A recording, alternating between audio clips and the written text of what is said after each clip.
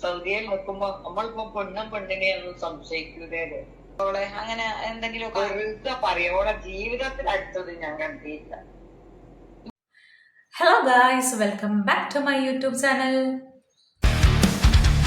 Soft voice, strong show, infinite spark. Welcome to Midnight. എൻ്റെ ചാനലിലെ വീഡിയോസൊക്കെ ആദ്യമായിട്ട് കാണുന്ന ആൾക്കാരാണെങ്കിൽ എൻ്റെ ചാനലൊന്ന് കയറി നോക്കിയിട്ട് ഇഷ്ടപ്പെടുകയാണെങ്കിൽ ചാനലൊന്ന് സബ്സ്ക്രൈബ് ചെയ്യാനും വീഡിയോസൊക്കെ ഒന്ന് ഹൈപ്പ് ചെയ്യാനും മറക്കരുത്. അപ്പം നമുക്ക് വീഡിയോയിലേക്ക് പോകാം.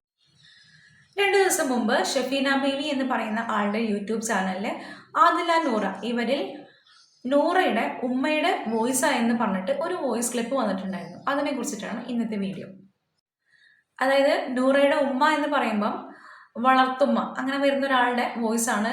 അവരെ അത്യാവശ്യം നല്ല രീതിയിൽ അടുത്തറിയാവുന്ന മകളെ പോലെ കാണുന്ന ഒരാളുടെ വോയിസാണ് ഇവരിതിൽ കൊടുത്തിട്ടുള്ളത്. ചെറിയ പ്രായത്തിൽ ഇങ്ങനെ തന്നെ ആയിരുന്നോ? ചെറിയ പ്രായത്തിലൊന്നുമില്ല മോളെ, ഒന്നുമില്ല. നല്ല മോളായി, കണ്ണൊക്കെ കെട്ടിയ പുറത്ത് പോകും, ഹിജാബൊക്കെ ഇട്ടിങ്ങനെ അത്രയും നല്ലൊരു മോളായി. വല്ലാത്തൊരു വിഷമം തട്ടിപ്പോയി നമ്മക്കൊക്കെ, നാട്ടിലുള്ളവർക്കൊക്കെ വല്ലാത്ത വിഷമം. ഇതിൽ ഇവരോട് പറയുന്നുണ്ട്, നൂറ എന്ന് പറയുന്ന പെൺകുട്ടി ആദ്യമൊക്കെ ഇങ്ങനെയൊന്നും ആയിരുന്നില്ല, ഡ്രസ്സിങ്ങും സ്റ്റൈലും കാര്യങ്ങളൊന്നും ഇങ്ങനെ ആയിരുന്നില്ല. അതായത് മൊഫ്തിയൊക്കെ ധരിച്ച് പർദ്ദയൊക്കെ ഇട്ടിട്ട് ഒരു ഓർത്തഡോക്സ് ആയിട്ടുള്ള മുസ്ലിം പെൺകുട്ടി എങ്ങനെയായിരുന്നു നടന്നിരുന്നത്, അങ്ങനെയൊക്കെ ആയിരുന്നു ഈ ഒരു നൂറയുടെ വേഷവിധാനങ്ങളും ക്യാരക്ടറും ഒക്കെ അങ്ങനെയായിരുന്നു. എന്നാണോ അതിലേ പരിചയപ്പെട്ട് തുടങ്ങിയത്, അവരിങ്ങനെയൊക്കെ റിലേഷൻഷിപ്പിലായി കഴിഞ്ഞപ്പോഴാണ് ഇപ്പോഴൊക്കെയാണ് ഈ ഒരു നൂറയുടെ വേഷവിധാനങ്ങളൊക്കെ കംപ്ലീറ്റ് ആയിട്ട് ചേഞ്ച് ആയെന്നാണ് ഈ ഒരു വ്യക്തി ഇതിൽ പറയുന്നത്. അതിലിവർ പറയുന്ന കാര്യം ശരിയാണ്. നമുക്ക് നൂറയുടെ ഫോട്ടോസൊക്കെ, ആദ്യമേ ഉള്ള ഫോട്ടോസൊക്കെ കാണുകയാണെങ്കിൽ നൂറ വളരെ ഓർത്തഡോക്സ് ആയിട്ടുള്ള ഒരു ഫാമിലിയിൽ വന്നതായതുകൊണ്ട് തന്നെ മൊഫ്തയൊക്കെ ധരിച്ച് അങ്ങനെയുള്ള ഒരു കുട്ടിയായിട്ടാണ് നമ്മൾ കണ്ടിട്ടുള്ളത്. വളരെ അച്ചടക്കവും ഒതുക്കവും ഒക്കെ ഉള്ള ഒരു കുട്ടിയായിട്ടാണ് നമ്മൾ നൂറേനെ കണ്ടിട്ടുള്ളത്.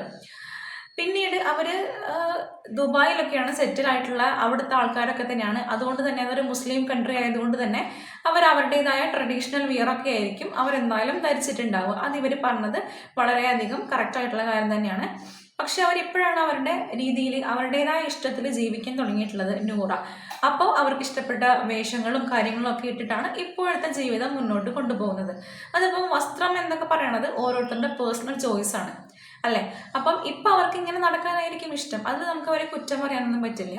പക്ഷേ അവരുടെ ഫാമിലിയുടെ സൈഡിൽ നിന്ന് നോക്കുമ്പം വളരെ ഓർത്തഡോക്സ് ആയിട്ടുള്ള ഫാമിലി ആകുമ്പോൾ അതിലുള്ള ആൾക്കാർക്കൊന്നും ഇങ്ങനത്തെ വസ്ത്രധാരണമൊന്നും അക്സെപ്റ്റ് ചെയ്യാൻ പറ്റിയെന്ന് വരില്ല. അതുകൊണ്ടായിരിക്കും ഈ ഒരു ഉമ്മ ഇങ്ങനെ ഇവിടെ പറയാനുള്ള കാരണം. നമുക്കതിൽ കുറ്റം പറയാൻ പറ്റില്ല. അവരുടെ ഇപ്പോഴത്തെ നൂറയ്ക്ക് ഇപ്പോൾ ആഗ്രഹം അല്ലെങ്കിൽ ഇഷ്ടം ഇങ്ങനെയുള്ള വസ്ത്രങ്ങളൊക്കെ ധരിക്കാനായിരിക്കും. നമുക്കതിലൊന്നും പറയാനൊന്നും പറ്റില്ല. വസ്ത്രധാരണം ഓരോരുത്തരുടെ പേഴ്സണൽ ചോയ്സാണ്. ഈ ഒരു ഇത്രയൊക്കെ നിങ്ങൾ സ്നേഹിച്ചിട്ടും വളരെയധികം വീട്ടുകാർ ഈ ഒരു നൂറേനെ സ്നേഹിച്ചിട്ടും എങ്ങനെയാണ് ഈ കുട്ടി ഇങ്ങനെ ഒരു റിലേഷൻഷിപ്പിൽ പോയി ചാടി എന്ന് ചോദിക്കുന്നുണ്ട്. അപ്പോൾ അവർ പറയുന്നുണ്ട്, വളരെയധികം ഫ്രണ്ടായിട്ടാണ്, അതായത് ഒരു നല്ല രീതിയിൽ നൂറയ്ക്ക് ബന്ധമുണ്ടായിരുന്നത്, അതായത് നല്ല രീതിയിൽ അറ്റാച്ച്മെൻറ്റ് ഉണ്ടായിരുന്നത് ബാപ്പയോടായിരുന്നു. അപ്പം അത്രയധികം ഇഷ്ടത്തിലായിരുന്നു ഇവർ ഫാമിലി കാര്യങ്ങളൊക്കെ മുന്നോട്ട് പോയിക്കൊണ്ടിരുന്നത്. പക്ഷേ ഈ ഒരു ആദിലയുമായിട്ടുള്ള ഫ്രണ്ട്ഷിപ്പ്, അവരിപ്പം ഒരു പെണ്ണുമായിട്ടുള്ള ഫ്രണ്ട്ഷിപ്പ് നമുക്കിവിടെ തെറ്റിദ്ധരിക്കേണ്ട ആവശ്യമില്ലല്ലോ. ഓഫ് കോഴ്സ് അത് തന്നെ തെറ്റിദ്ധരിക്കില്ല. അവരിങ്ങനെ ഒരു റിലേഷൻഷിപ്പ് ആയിരിക്കും ഭാവിയിൽ ഉണ്ടാവുക എന്നുള്ളത് ആരും തന്നെ വിചാരിച്ചിട്ടുണ്ടാവില്ല. പക്ഷേ നിങ്ങൾ മനസ്സിലാക്കണം, ഈ ഒരു ഫാമിലീനെ നാണം കെടുത്താൻ വേണ്ടിയിട്ടല്ല ഈ ഒരു നൂറ ഇങ്ങനെയൊരു റിലേഷൻഷിപ്പിൽ ഇപ്പം ആയിട്ടുള്ളത്. അത് അവരുടെ സെക്ഷുവാലിറ്റിയാണ്. അതിപ്പം ഒരുപാട് ആണുങ്ങളൊക്കെ നമ്മുടെ സമൂഹത്തിലുണ്ട്. ഇവരെ ഒന്നും ചൂസ് ചെയ്യാതെ ഒരു പെണ്ണിനെ ചൂസ് ചെയ്തിട്ടുണ്ടാവുന്നത്, എന്നാൽ ഞാൻ ഇതിലൂടെ എൻ്റെ ഫാമിലീനെ അങ്ങോട്ട് നാണം കെടുത്താം, അല്ലെങ്കിൽ ഒരു സോഷ്യൽ മീഡിയ റീച്ചിന് വേണ്ടിയിട്ട് ഒരു പെണ്ണിനെ അങ്ങോട്ട് കല്യാണം കഴിക്കാം എന്നുള്ളതല്ല ഇവിടെ സംഭവിച്ചിട്ടിരിക്കുന്നത്. അത് നിങ്ങൾ മനസ്സിലാക്കണം. നൂറയുടെ സെക്ഷുവാലിറ്റി, അതായത് ആദില നൂറയുടെ, ഇവരുടെ 2 പേരുടെയും സെക്ഷുവാലിറ്റി ഇതാണ്. ഇവർ ഹോമോസെക്ഷൽ അട്രാക്ഷൻ തോന്നുന്ന ആൾക്കാരാണ്, ഹെട്രോസെക്ഷൽ അല്ല. ഇതാണ് ഇവിടുത്തെ മെയിൻ ആയിട്ടുള്ള കാരണം. അല്ലാതെ നിങ്ങൾ വിചാരിക്കുന്നത് പോലെ നിങ്ങളെ അങ്ങ് നാണം കെടുത്താനോ അല്ലെങ്കിൽ സമൂഹത്തിൽ വേറെ ആരെയും കിട്ടാഞ്ഞിട്ടോ ഒന്നുമല്ല. ഇവരുടെ സെക്ഷുവാലിറ്റി ഇതാണ്. അതുകൊണ്ടാണ് ഇവർ ഇങ്ങനത്തെ ഒരു ജീവിതം നയിക്കുന്നത്. അതായത് നമുക്കൊരു പർട്ടിക്കുലർ പ്രായം വരുമ്പം ഇപ്പം ഒരു കുട്ടി അത് ആണായിക്കോട്ടെ പെണ്ണായിക്കോട്ടെ വളർന്നു വരുമ്പോൾ ഒരു പർട്ടിക്കുലർ ആയിട്ടുള്ളൊരു പ്രായം വരുമ്പം അതായത് 15 വയസ്സ് 16 വയസ്സ് അല്ലെങ്കിൽ 17 വയസ്സ് ഈ ഒരു സമയങ്ങളിലൊക്കെയാണ് നമ്മുടെ ഉള്ളിൽ ഒരു ഓപ്പോസിറ്റ് സെക്സിനോട് അട്രാക്ഷൻ തോന്നുക, അല്ലെങ്കിൽ നമ്മുടെ ഉള്ളിലുള്ള ആ ഒരു സെക്ഷുവാലിറ്റി എന്താണെന്നൊക്കെ നമുക്ക് തന്നെ മനസ്സിലായിട്ട് നമുക്ക് ഓപ്പോസിറ്റ് സെക്സിനോടോ അല്ലെങ്കിൽ ആരോടാണോ നമുക്ക് ഇഷ്ടം തോന്നുന്നത് അതാണ് നമ്മുടെ സെക്ഷുവാലിറ്റി. മനസ്സിലായില്ലേ? അങ്ങനെ ആ ഒരു ടൈമിൽ അവർക്ക് ഇഷ്ടം തോന്നിയത് സെയിം സെക്സ് ആയിട്ടുള്ള ഈ ഒരു ആദിലയോടാണ്. അതുകൊണ്ടാണ് അവർ തമ്മിൽ അട്രാക്റ്റഡ് ആയതും ഇപ്പം റിലേഷൻഷിപ്പിൽ നിൽക്കുന്നതും. അല്ലാതെ നിങ്ങൾ വിചാരിക്കുന്നത് പോലെ ഇത് അവർ കരുതി കൂട്ടി ചെയ്തതാ അല്ല എന്നാണ് എൻ്റേതായിട്ടുള്ളൊരു വിലയിരുത്തൽ കേട്ടോ. ഏകദേശം ഒരു പോയിന്റ് മനസ്സിലായി എന്ന് വിചാരിക്കുന്നു. പിന്നെ ഇവരോട് ചോദിക്കുന്നുണ്ട്, നിങ്ങൾ അതായത് ആദിലേൻ്റെ ഉമ്മ ഒക്കെ വീട്ടുകാരൊക്കെ അടിച്ചിരുന്നോ ഈ ഒരു റിലേഷൻഷിപ്പിൽ, ഈ ഒരു കാര്യത്തിനെ ചൊല്ലി അടിച്ചിരുന്നോ എന്നൊക്കെ ചോദിക്കുന്നുണ്ട്. പക്ഷേ ഇവരിവിടെ പറയുന്നത് അങ്ങനെയൊന്നും അടിച്ചിട്ടേ ഇല്ല, അങ്ങനെയൊന്നും അടിക്കാറുള്ള ആളല്ല എന്നാണ് പറയണത്. പക്ഷേ ഈ ഒരു ആദില നൂറ പറയുന്നത്, എസ്പെഷ്യലി നൂറ പറയുന്നത് ഒരു ടോക്സിക് ആയിട്ടുള്ള റിലേഷൻ ആയിരുന്നു ഫാമിലിയുമായിട്ടുണ്ടായിരുന്നത്, ടോക്സിക് ആയിട്ടുള്ള പീപ്പിൾസ് ആയിരുന്നു. അവർ പല ഇൻ്റർവ്യൂവിലും പറഞ്ഞു കേട്ടിട്ടുണ്ട് ടോക്സിക് ആയിട്ടുള്ള പീപ്പിൾ ആയതുകൊണ്ട് തന്നെ ടോക്സിക് പീപ്പിളിൻ്റെ ഒരു അറ്റാച്ച്മെൻറ്റോ അവരുടെ ഒരു സഹകരണമോ ഞങ്ങൾക്ക് വേണ്ട എന്നുള്ള രീതിയിൽ നൂറ പല സ്ഥലങ്ങളിലും പറഞ്ഞു കേട്ടിട്ടുണ്ട്. ഈവൻ അവർക്ക് Q&A അവരുടെ ചാനലിൽ കിടക്കുന്നുണ്ട്, ഇപ്പോൾ നോക്കിയാൽ നിങ്ങൾക്ക് കാണാവുന്നതാണ്. ഈ ഒരു ടോക്സിക് ആയിട്ടുള്ള പേരൻസുമായിട്ടുള്ള റിലേഷൻഷിപ്പ് അവർക്ക് പാടെ വേണ്ട എന്നാണ് പറഞ്ഞിട്ടുള്ളത്. അതിപ്പം അവരുടെ ഭാഗത്ത് നോക്കുകയാണെങ്കിൽ അല്ല, നമുക്ക് തന്നെ സ്വാഭാവികമായിട്ട് ചിന്തിച്ചാൽ ഈവൻ ഒരു ആൺകുട്ടിയും പെൺകുട്ടിയും തമ്മിൽ ഇഷ്ടത്തിലാണ് എന്ന് ഫാമിലി അറിഞ്ഞാൽ പോലും അവരെ ഒന്നിക്കാനോ അവരുടെ ആ ഒരു സ്നേഹത്തിന് സപ്പോർട്ട് ചെയ്യാനോ ഒരാളും നിൽക്കാറില്ല. വളരെ വിരളമായിട്ട് എവിടെയെങ്കിലുമൊക്കെ സപ്പോർട്ട് ചെയ്യുന്ന ഫാമിലീസ് ഉണ്ടാകും. എല്ലാവരെയും ഒരുപോലെ അടിച്ചാക്ഷേപിച്ചല്ല ഞാനിവിടെ പറയുന്നത്, സപ്പോർട്ട് ചെയ്യുന്നവരുണ്ടാകും. പക്ഷെ സപ്പോർട്ട് ചെയ്യാത്തവരാണ് ഇവർ. ഒരു ഓർത്തഡോക്സ് ഫാമിലി എന്നൊക്കെ പറയുമ്പോൾ ഒരിക്കലും സപ്പോർട്ട് ചെയ്യില്ല അങ്ങനെയുള്ള ആൾക്കാർ. അപ്പോൾ അവിടെ അടി വരും, വഴക്ക് വരും, തെറിവിളി വരും, ചീത്ത വരും, ആ ഒരു റിലേഷൻഷിപ്പിൽ കാണാതിരിക്കാൻ വേണ്ടിയിട്ട് പുറത്തിറക്കാതെ വരും. അങ്ങനെ പല പല കാര്യങ്ങളും ചെയ്യാറുണ്ട് ഫാമിലീസൊക്കെ. അപ്പോൾ ഇവിടെ എന്ന് പറയുമ്പോൾ അതായത് ഒരേ സെക്സിലുള്ള ആൾക്കാർ, ഇപ്പം ഇവിടെ ഒരു സ്ത്രീക്ക് സ്ത്രീയോടാണ് റിലേഷൻഷിപ്പ് തോന്നിയിട്ടുള്ളത്. അപ്പം നമ്മുടെ സൊസൈറ്റി ഒട്ടും അംഗീകരിക്കാത്ത ഒരു റിലേഷൻഷിപ്പാണിത്. അപ്പോൾ അവിടെ എന്തായാലും അടിയും ബഹളവും നല്ല ക്രൂരമായിട്ടുള്ള സംഭവങ്ങളൊക്കെ നടന്നിട്ടുണ്ടാകും. അത് ഈ ഒരു വ്യക്തി പറഞ്ഞത്, ഈ ഒരു ഉമ്മ പറഞ്ഞത് കറക്റ്റായിട്ടുള്ള കാര്യമാണെന്ന് എനിക്ക് തോന്നുന്നില്ല. ഉറപ്പായിട്ടും അടിയും ബഹളമൊക്കെ ഇവിടെ നടന്നിട്ടുണ്ടാവും എന്തായാലും. അതുകൊണ്ട് തന്നെയായിരിക്കും പിന്നെ ഇവരുടെ ഈ ഒരു റിലേഷൻഷിപ്പ് ഇന്നത്തെ പോലത്തെ റിലേഷൻഷിപ്പ് ആകാൻ വേണ്ടിയിട്ട് ഇവർ ഒരുപാട് സ്ട്രഗിൾ ചെയ്തിട്ടുണ്ട്, കോടതി വരെ കയറിയിട്ടുള്ളതാണ്. എന്നിട്ടാണ് ഇവർ ഈ ഒരു റിലേഷൻഷിപ്പിൽ ഇപ്പം സമൂഹത്തിൽ ജീവിച്ചുകൊണ്ടിരിക്കുന്നത്. അപ്പം ആ അത്രയും കാലങ്ങളിൽ നൂറ വീട്ടുതടങ്കലിലായിരുന്നു എന്നാണ് ആദില പുറത്തു വന്ന് പറഞ്ഞിട്ടുണ്ടായിരുന്നത്.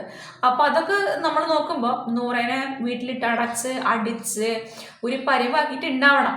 അതുകൊണ്ടായിരിക്കും നൂറയാണ് എപ്പോഴും പറയാറുള്ളത് ടോക്സിക് ആയിട്ടുള്ള പീപ്പിളാണ് പേരൻസ്, ടോക്സിക് ആയിട്ടുള്ള ആൾക്കാരാണ് പേരൻസ് എന്നുള്ളത് നൂറ തന്നെയാണ് എപ്പോഴും പറയാറുള്ളത്. അപ്പം ഈ ഒരു ഉമ്മ പറയണത് നമുക്ക് അക്സെപ്റ്റ് ചെയ്യാൻ പറ്റില്ല. അവരവരുടെ ഭാഗം തെളിയിക്കാൻ വേണ്ടിയിട്ട്, അവരുടെ ഭാഗത്ത് തെറ്റൊന്നുമില്ല എന്ന് തെളിയിക്കാൻ വേണ്ടിയിട്ടാണ് ഇങ്ങനെ പറഞ്ഞുകൊണ്ടിരിക്കുന്നത് എന്നാണ് എനിക്ക് തോന്നിയിട്ടുള്ളത്. ഞാനിവിടെ ആദില നൂറയെ സപ്പോർട്ട് ചെയ്ത് പറയല്ല കേട്ടോ. ഒരു മാനുഷിക പരിഗണന വെച്ചിട്ട് എന്തായിരിക്കും അവിടെ നടന്നത് എന്നുള്ള കാര്യങ്ങൾ എൻ്റേതായ രീതിയിലൊന്ന് ചിന്തിച്ചിട്ട് ഞാൻ പറഞ്ഞത് മാത്രമാണ്. നിങ്ങൾക്കിത് പ്രതികൂലിക്കുന്നവരും ഉണ്ടാവും, അനുകൂലിക്കുന്നവരും ഉണ്ടാവും. ഒന്ന് കമൻ്റായിട്ടൊക്കെ രേഖപ്പെടുത്തുക കേട്ടോ. ഞാൻ പറയുന്നതിൽ തെറ്റുകളും കുറ്റങ്ങളൊക്കെ ഉണ്ടെങ്കിൽ കമൻ്റായിട്ടൊക്കെ രേഖപ്പെടുത്തിക്കോളൂ. ഞാനതൊക്കെ അടുത്തടുത്ത വീഡിയോകളിലൊക്കെ എന്താണെന്ന് വെച്ചാൽ തെളിവായിട്ട് പറഞ്ഞ് മനസ്സിലാക്കി തരുന്നതാണ്. പിന്നെ ഈ ഒരു വോയിസിൽ ചോദിക്കുന്നുണ്ട്, നൂറ വീട്ടിൽ വന്നിട്ടുണ്ടെങ്കിൽ നിങ്ങൾ അക്സെപ്റ്റ് ചെയ്യാൻ തയ്യാറാണോ എന്നുള്ളത്. നൂറയെ എപ്പോഴും ഫാമിലി അക്സെപ്റ്റ് ചെയ്യാൻ തയ്യാറാണ്, ബട്ട് ആദിലേനെ പിരിഞ്ഞിട്ട് വരണം. അതുപോലെ തന്നെ ആദിലേൻ്റെ ഫാമിലി അക്സെപ്റ്റ് ചെയ്യാൻ തയ്യാറാണ്, പക്ഷേ നൂറേനെ പിരിഞ്ഞിട്ട് വരണം. അതിവിടെ നടക്കില്ലല്ലോ, ഉറപ്പല്ലേ? അവർ ഇത്രയും സ്ട്രഗിൾ ചെയ്തൊരു റിലേഷൻഷിപ്പിലായിട്ട് മുന്നോട്ട് പോവുകയാണെങ്കിൽ ഒരിക്കലും അവർ തമ്മിൽ പിരിയാനൊരു ചാൻസും ഇല്ല. ഈവൻ ആ ഒരു ബിഗ് ബോസിലുള്ള ചെറിയ ചെറിയ അടിയും വഴക്കും ഒക്കെ കാണുകയാണെങ്കിൽ നമുക്കത് മനസ്സിലാക്കാൻ പറ്റും. അത് അവർ തമ്മിലുള്ള ഗെയിം പ്ലാനിങ് ആണെന്ന് നമുക്ക് മനസ്സിലാക്കാൻ പറ്റും. നൂറയ്ക്ക് അത്യാവശ്യം വിവരത്തോടെ ചിന്തിക്കാനുള്ളൊരു പക്വതയുണ്ട്. അതുകൊണ്ടാണ് നമുക്ക് മനസ്സിലാക്കാൻ പറ്റും എന്തായാലും ഇത്രയും സ്ട്രഗിൾ ചെയ്ത് ഈ ഒരു റിലേഷൻഷിപ്പിൽ അവർ മുന്നോട്ട് പോവുകയും ചെയ്യുമ്പം എന്തായാലും സൊസൈറ്റി നമ്മൾ പിരിഞ്ഞു കഴിഞ്ഞിട്ടുണ്ടെങ്കിൽ വളരെയധികം നെഗറ്റീവോടെ അവർ സമീപിക്കുന്നുള്ള കാര്യം ഈവൻ അവർക്ക് പിരിയണമെന്ന് തോന്നിയാൽ പോലും അവർ പിരിയുമെന്ന് എനിക്ക് തോന്നുന്നില്ല. അങ്ങനെയൊക്കെയാണല്ലോ. പക്ഷേ അവരെ നിങ്ങൾ അക്സെപ്റ്റ് ചെയ്യുകയാണെങ്കിൽ, അതായത് ആസ് എ കപ്പിൾ അവരെ നിങ്ങൾ അക്സെപ്റ്റ് ചെയ്യുകയാണെങ്കിൽ അവരിപ്പോൾ വേണമെങ്കിലും നിങ്ങളുടെ വീട്ടിലോട്ട് വരും. അവരൊരിക്കലും ഞങ്ങൾക്ക് ഫാമിലീനെ വേണ്ട എന്ന് പറഞ്ഞിട്ടില്ല. ടോക്സിക് ആയിട്ടുള്ള ആ ഒരു റിലേഷൻ വേണ്ട, നല്ല രീതിയിൽ അവരോട് ഇടപഴകുകയാണെങ്കിൽ അവർക്ക് ഇന്നും ഫാമിലീനെ വേണം.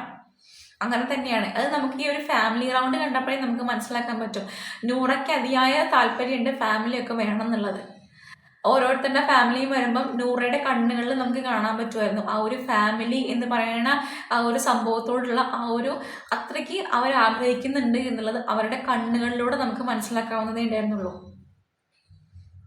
പിന്നെയും ആദിലയാണ് പറഞ്ഞത് നമുക്ക് നമ്മൾ തന്നെയുള്ളൂ, നമുക്ക് നമ്മളില്ലേ, നിനക്ക് ഞാനില്ലേ എന്നൊക്കെ പറഞ്ഞ് സമാധാനിപ്പിക്കുന്ന ആദിലയാണ് നമുക്ക് കാണാൻ പറ്റുമായിരുന്നു. ഏകദേശം ഒരു 100K മുകളിൽ പോയിട്ടുള്ള വീഡിയോ ആണ് ഷെഫീന ബീവിയുടെ ഈ ഒരു ചാനലിലെ ഈ വീഡിയോ. സോ ഇതിൽ വോയിസിൽ പറഞ്ഞ കാര്യങ്ങളിൽ കുറച്ച് റിയാക്ഷൻ ഉണ്ട് എന്നെനിക്ക് തോന്നി, റിയാക്ട് ചെയ്യാനുണ്ട് എന്നെനിക്ക് തോന്നി. അതാണ് ഞാനിവിടെ പറഞ്ഞ കാര്യങ്ങൾ. മൊത്തമായിട്ട് ഇപ്പം ഈ ഒരു ആദില നൂറ പറയുമ്പം അവരുടെ സൈഡായിരിക്കും ക്ലിയർ ആയിട്ട് പറയാം. പിന്നെ ഈ ഒരു ഉമ്മ പറയുമ്പോൾ അവരുടെ ഭാഗത്താണ് ന്യായം എന്നുള്ള രീതിയിൽ പറയാം. ശരിയാണ്, 50-50 ന്യായം തന്നെയാണ്. അവർക്ക് അവരുടെ സെക്ഷുവാലിറ്റി ഇങ്ങനെ ആയതുകൊണ്ട് പിരിയാൻ വയ്യ. ഈ ഒരു വീട്ടുകാർക്ക് സമൂഹം എങ്ങനെ കാണും, സമൂഹം എങ്ങനെ അംഗീകരിക്കില്ലല്ലോ, നമ്മുടെ മാനം എന്തായിപ്പോയി, അഭിമാനം ഇല്ലാണ്ടായിപ്പോയി എന്നുള്ള രീതിയിൽ നോക്കുമ്പോൾ അവരിങ്ങനെ സംസാരിക്കുള്ളൂ. ആരെയും നമുക്കിതിൽ കുറ്റം പറയാൻ പറ്റില്ല. അതായത് ഓരോരോ സൃഷ്ടികൾ, ഓരോരോ ജീവിതങ്ങൾ എങ്ങനെയൊക്കെ മുന്നോട്ട് ജീവിക്കണം എന്നുള്ളത് അവരല്ലേ തീരുമാനിക്കുക. നമുക്കൊന്നും പറയാൻ പറ്റില്ലല്ലോ. ഈവൻ നമ്മൾ ജനിപ്പിച്ച മക്കളാണെങ്കിൽ കൂടി ഒരു പർട്ടിക്കുലർ ടൈം എത്തുമ്പോൾ മക്കളുടെ ഇഷ്ടത്തിനാണ് നമ്മൾ വില കൊടുക്കേണ്ടത്, അല്ലേ? അവർക്ക് ഇഷ്ടപ്പെട്ട ജീവിതം അവർ ജീവിക്കുക, അങ്ങനെയൊക്കെയാണ് നമ്മൾ കാണാറുള്ളത്. ചില ആൾക്കാർ അതിൽ സക്സസ് ആവും, ചില ആൾക്കാർ ഫെയിൽ ആവും. അതൊക്കെ ഓരോരുത്തരുടെ വിധി, ഫേറ്റ്, അത്രേ നമുക്ക് പറയാൻ പറ്റുള്ളൂ. ഇവരുടെ കാര്യത്തിലും ഇവരുടെ വിധി ഇതായിരുന്നു. ഇവരുടെ പേരൻസിന് അത് ഓർത്തിട്ട് സങ്കടപ്പെടാനായിരുന്നു വിധി എന്നൊക്കെ നമുക്ക് പറയാൻ പറ്റുള്ളൂ. അല്ലാതെ ഇതിനൊക്കെ എന്താണ് പറയാൻ. അപ്പം ഇന്നത്തെ വീഡിയോ ഇതാണ്. നിങ്ങളുടെ ഈ ഒരു അഭിപ്രായം എന്താണെന്ന് വെച്ചാൽ ഒന്ന് കമൻ്റായിട്ട് രേഖപ്പെടുത്തിക്കോളൂ. എൻ്റെ ചാനലിലെ വീഡിയോസ് ആദ്യമായിട്ട് കാണുന്ന ആൾക്കാരാണെങ്കിൽ ചാനലൊന്ന് കയറി നോക്കിയിട്ട് വീഡിയോസൊക്കെ ഇഷ്ടപ്പെടുകയാണെങ്കിൽ ചാനലൊന്ന് സബ്സ്ക്രൈബ് ചെയ്യാനും സപ്പോർട്ട് ചെയ്യാനും വീഡിയോസൊക്കെ ഒന്ന് ഹൈപ്പ് ചെയ്യാനും മറക്കരുത്. അപ്പം പുതിയൊരു വീഡിയോ ആയിട്ട് വരുന്നവരേക്കും ബൈ.